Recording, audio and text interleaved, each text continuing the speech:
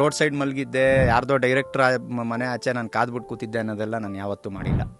ದೇವ್ರು ನನ್ನನ್ನು ಚೆನ್ನಾಗಿಟ್ಟಿದ್ದಾನೆ. ನಾನು ಕಷ್ಟಪಟ್ಟಿರೋದು ಈ ಆನೆ ಬರ ಆನೆಗೆ, ಇರುವೆ ಬರ ಇರುವೆಗೆ ಅಂತಾರಲ್ಲ, ನನ್ನ ಕಷ್ಟ ನಾನು ಪಟ್ಟಿದ್ದೀನಿ. ನಿಮ್ಮ ಹತ್ರ ಕಳ್ಕೊಳ್ಳೋಕೆ ಏನೂ ಇಲ್ದಿದ್ದಾಗ ಇದ್ದ ಹಸಿವುಗಳು ಹೇಗಿತ್ತು, ಆ ಎದುರಿಸಿದ ರೀತಿ ಹೇಗೆ?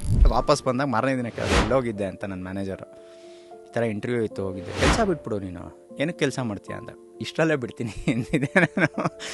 ನನಗೀಗ ರತ್ನನ್ ಪ್ರಪಂಚ ಕ್ಲೈಮ್ಯಾಕ್ಸನ್ನು ರೀಡಿಂಗ್ ಕೊಡಬೇಕಾದ್ರೆ ನನಗೆ ಅಳು ಬರಬೇಕು. ಆ ಮಟ್ಟಕ್ಕೆ ನಾನು ಬರೆದಿದ್ದೀನಿ ಅನ್ನೋದು ನನಗೆ ಗೊತ್ತಿರಬೇಕು.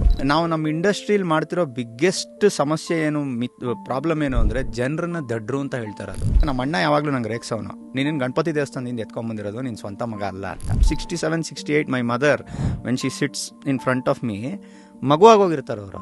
ಎಷ್ಟು ಕಷ್ಟಪಟ್ಟು ನನ್ನ 4 ಜೀವನ ನೋಡಿದಾರೆ ಅವರು.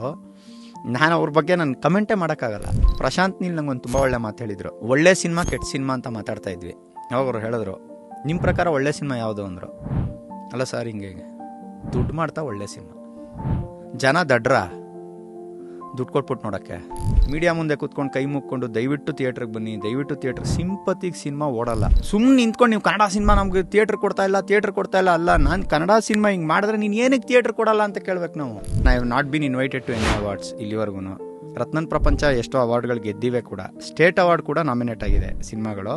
ಸ್ಟೇಟ್ ಅವಾರ್ಡ್ ದಯವಿಟ್ಟು ಗಮನಿಸಿ, ಒಂದು ಸಿಂಗಿಂಗ್ಗೆ ಒಂದು ಅವಾರ್ಡು ಬಂತು. But I was not invited. I don't know why.